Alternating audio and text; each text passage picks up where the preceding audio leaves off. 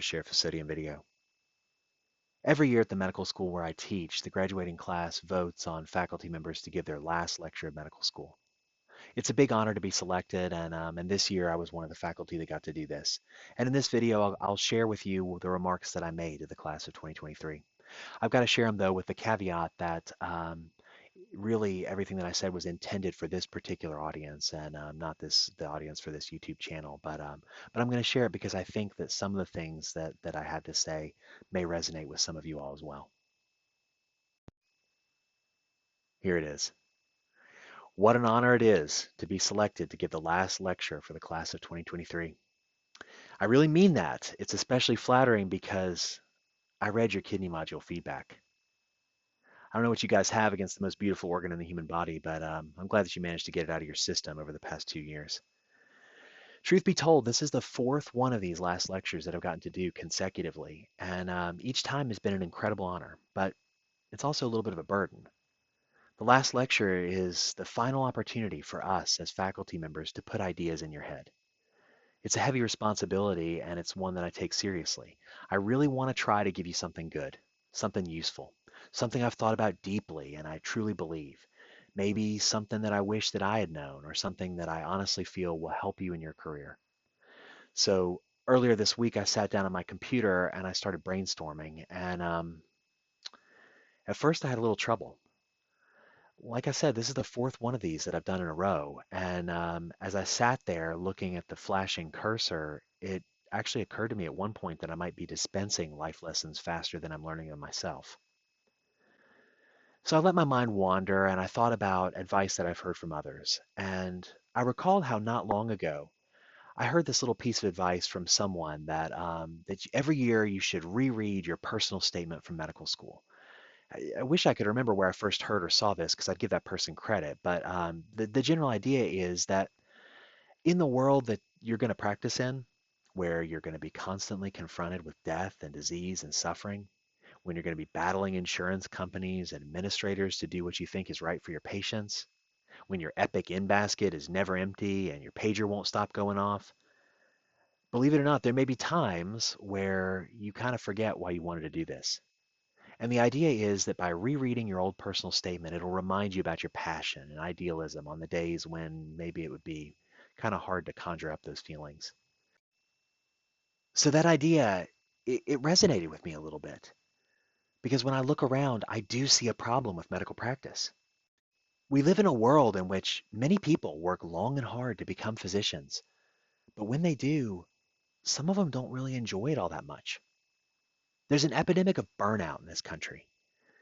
And I gotta say, I don't even like calling it that. I don't even like that term. Part of me feels that the newfound ubiquity of this term is part of a concerted effort to normalize the feeling rather than affecting systemic change and addressing some of the root causes. But even though I don't like the term, burnout is what I feel like I should talk to you about today. Because I honestly believe this. We have great jobs. I certainly do, and I think you will too. I believe that sincerely. The job is great. You just have to keep it that way, and that takes a little work. So that's what I decided I wanted to try to accomplish in this last lecture. I want to tell you how to immunize yourself against burnout and keep your job great. I promise at some point this will become something that's relevant to you, regardless of how your career paths diverge after graduation. And I actually have a single, simple recommendation for how to protect against burnout. And I'm going to tell it to you in just a minute. But first, I got to say what my advice isn't. My advice is not to reread your personal statement. And maybe I'm extrapolating a little too much from my own experience here. But as I was thinking about this lecture today, I dug up my old 2003 AMCAS application and I looked at my old medical school admissions essay. And let me tell you, rereading it did not reawaken any passion for me. In fact, it sort of made this warm, tingly feeling fill my cheeks with embarrassment as I blushed, and my head spun a little bit as I recalled how I had actually submitted this thing. I considered reading a portion of the essay here, but I ultimately decided against it because I wanted to maintain my credibility as an advice giver. Let me just give you the high-level overview. So, suffice to say, the thing is not even written in standard prose. It was written in the style of a screenplay, with settings specified and stage directions and dialogue with, all caps for the speaker, as if it was some kind of movie script. And it describes me failing a swimming test in college and learning how to swim. There's not a thing in there about medicine, not one. And so when I reread it now, uh, let me tell you, it looks like what it is. It looks like a piece of creative writing written by a 21-year-old rube who, when it comes down to it, had very little realistic idea about what he was getting into. And it is astounding that medical schools accepted me. But as a side note, I got to say, when you hear your attendings say, oh, medical students these days, I would have never gotten into medical school if I applied now. Buddy, we're not lying. So I most assuredly would not want to read my essay every year for the rest of my career. In fact, I rather prefer the time when my memory of this essay was stored somewhere farther away from my conscious awareness. And I'm sure your admissions essays were better than mine. I mean, they certainly must have been. But I'm guessing that even if they were, you might still cringe a little when you read them. Because even though they were undoubtedly more polished than mine, there's still a piece of writing that was intended for a certain audience. And they were intended to convey that you were a certain type of person and convince the reader that you were deserving of a certain opportunity. That's what an admissions essay is. It's not to say there isn't truth in there somewhere, but I don't think it's the truth that you want to make as the touchstone in your life. I think you can do better. And so instead of reading your admissions essay, I have a different, but somewhat similar piece of advice, an assignment for you that I think will help you as you move through your career. And I promise I'm going to give you that advice in just a minute. But first, I have to set the stage a little bit more. When you have your graduation in a few weeks, someone is probably going to say how successful you're going to be. But what I want you to think about, both when they say that and in the years to come, is what that means. What does it mean to be successful in medicine? Take a moment and imagine it. I mean, really envision it in your mind's eye. I want you to stop for a second and imagine a successful doctor. Fix that image in your head. What do they look like, this successful doctor? What exactly made them successful? Is it because they're the kind of doctor that other doctors think is smart? Is it because they're in a competitive specialty or an elite practice? Is it because their patients like them? Is it because they're a busy doctor that's built up a big clinical practice? Do they have a big title? The endowed professor of such and such? Do they write a lot of papers or have a lot of funding for their research? Do they have a big house or a cool car? Do they take nice vacations? Now, some of you may have imagined a specific person, a real life person, when I asked you to imagine a successful doctor. Maybe a mentor or a role model, someone who got you into medicine in the first place. So if you imagine a specific person, a real life doctor, then I've got something else for you. I've got another little thought experiment. I want you to imagine that real life doctor that you thought of as being successful. Now imagine we go to that person and we give him truth serum and we ask, hey, do you think that you're successful? That's sort of a harder question because some of the people who seem like they're the epitome of success, they may not feel successful themselves. Some of them are burned out. They're just going through the motions. They've gotten trapped in a loveless marriage with their career. Why? There are a few reasons for this. Many of them are big structural problems. From my standpoint, we've created a healthcare system that in many ways exists primarily as an economic engine, and its behavior can properly be understood as a giant cat and mouse game between all of the different entities trying to get a slightly bigger piece of the financial pie. I promise this is true. If you see something in medical practice that initially seems puzzling or inefficient, you think, why do we do it this way? Why are things like this? Maybe it's getting a prior authorization for some medicine that's obviously necessary, or when you're trying to decide about inpatient versus observation status when you're admitting a patient to the hospital, or you're looking for price lists of drugs or services. Well, all of that behavior, the reason it's that way, it can be understood if you look at it through the lens that I just provided. But when you're a physician on the front lines actually trying to take care of patients, it can make it hard to feel joy and gratitude for doing the job of helping a human being with a health problem when you're dealing with all this stuff. And unfortunately, I don't have any big solutions or even any pithy words of wisdom for these kind of big issues. But there is one problem that I think you can fix, and you're the only one who can fix it. And if you do, I promise you will have a richer and more rewarding career. And I'm about to tell you what it is. I'm about to give you my piece of advice, but not yet. First, I got to give you another teaser. Because to follow my advice, this big piece of advice that I'm about to give you, you're going to have to unlearn something that you've learned to get to this point in your medical career. Let me tell you what I'm talking about. One thing you have to be good at to get to this point is selling yourself. To get here, to have this privilege of listening to a last lecture of medical school and the wonderful advice that it's about to provide, well, to get here, you had to convince multiple gatekeepers that you were worthy of this opportunity. And that's no small feat. It takes real intelligence, both cognitive and emotional, to be able to figure out what people expect from you and to figure out how you're going to be evaluated, and then devote effort to making sure that you excel in those areas, that you do well on those metrics, so that you can convince these people to think about you in a certain way.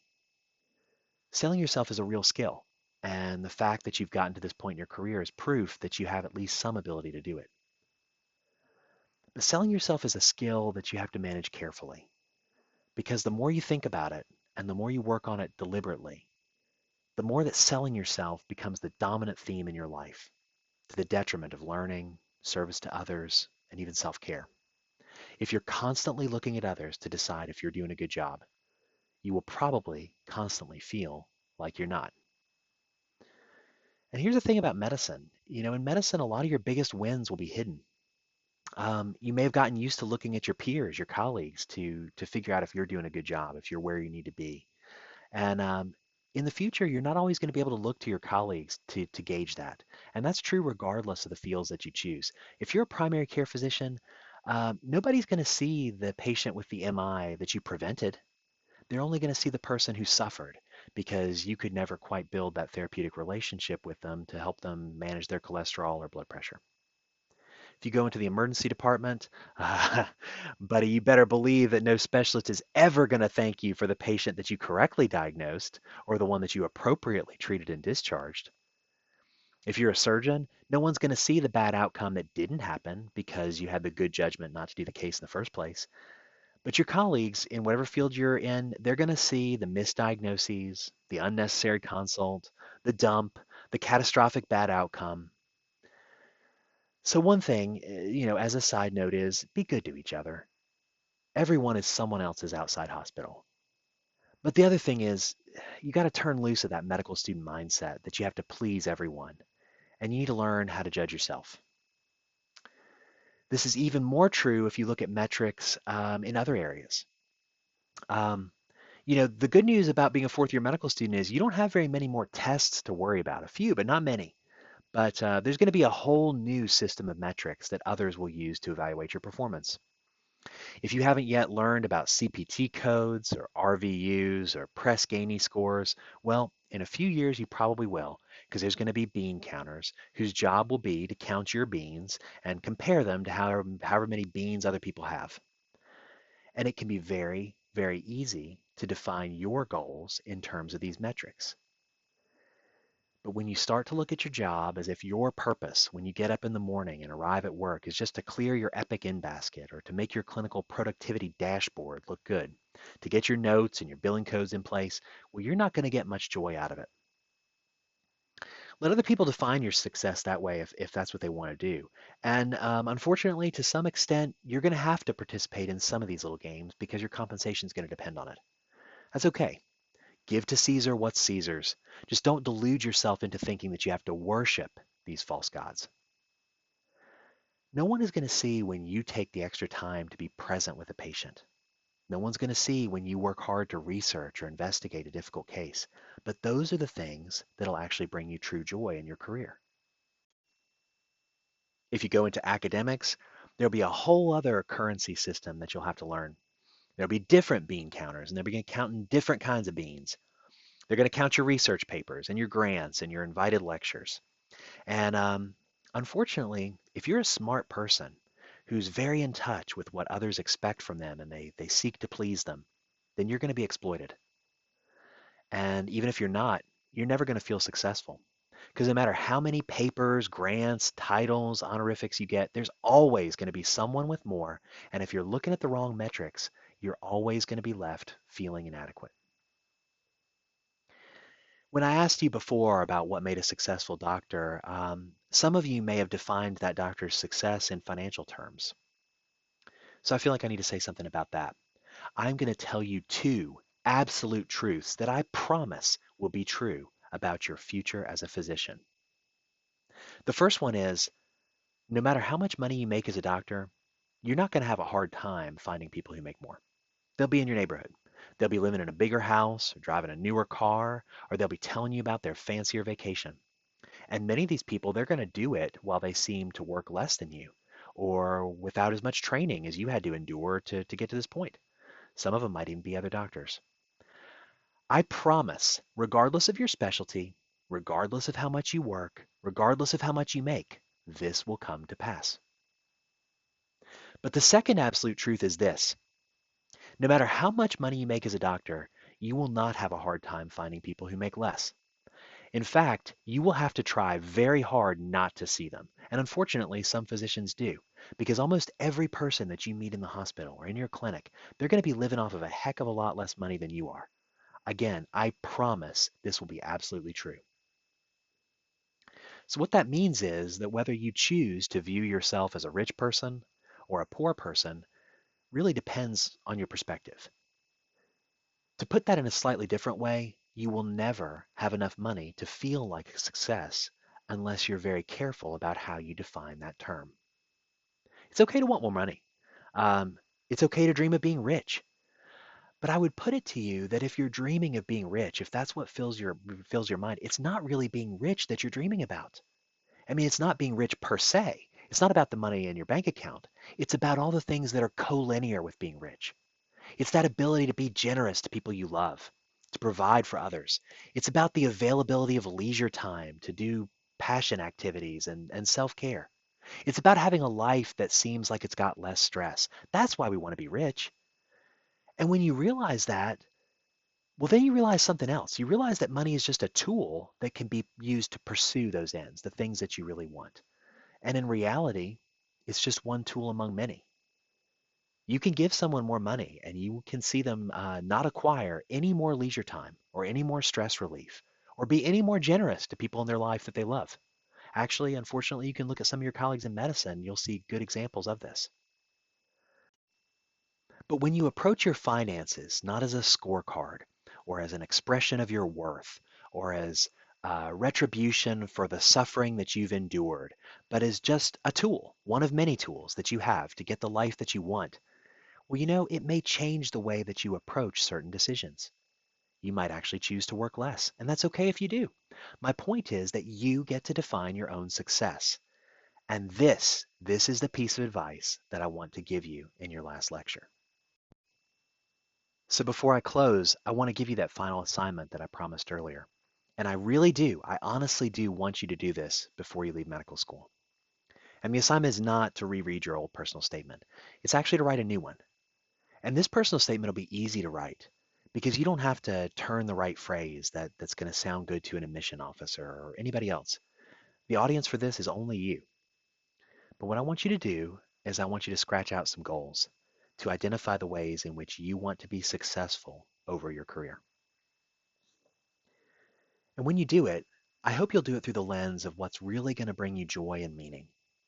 That means defining success not by someone else's external standard, but by your own measuring stick. It means focusing on meaning rather than metrics. When you choose your goals, I want you to choose things that are completely under your control so that whether you win or whether you lose, it's only up to you. And when you win, you have every right to celebrate. For residency, you might say, I want to survive internship. I'm being very serious here. But around a year from now, if you wake up and you look at yourself in the mirror and you're feeling tired and overwhelmed and beaten down and like you're never going to learn everything that you need to know, well, you know what? You're surviving. Go you. And you have every right to feel good about that. And I don't mean that facetiously at all. There is dignity in putting on your work boots every day. And if you set that as a goal, you should feel like a success for doing it. So one day when you're out in clinical practice, I don't want you to set a goal and say, I want to exceed my work RVU clinical productivity target by 25%.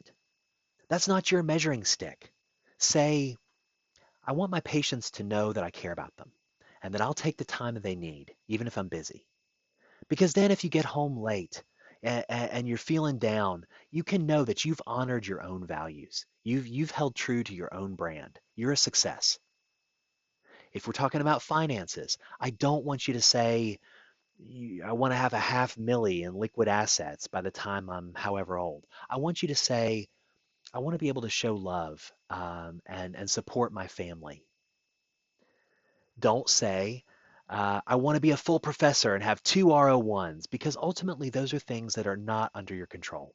Say, I want to discover new things, or I want to figure out problems that no one has ever thought about before. So in the future, when you get home at the end of a long day and you're thinking about all the things that you've done, you're about to close your eyes and drift off to sleep, you can reflect on how you've achieved your goals, not someone else's. You've achieved the things that held true to your personal values and that brought meaning into your life or other people's. And if you do, you're going to feel a certain warmth in your heart because you did what you set out to do. And if you do this, I promise it will continue to refresh the joy and the meaning that you will feel in your career. And you'll honestly be able to stand in front of people and tell them that you have a great job. So to the class of 2023, I really believe it's true that all of you are going to go on to have successful careers. I just want to make sure it's your version of success, not someone else's. Thanks for listening.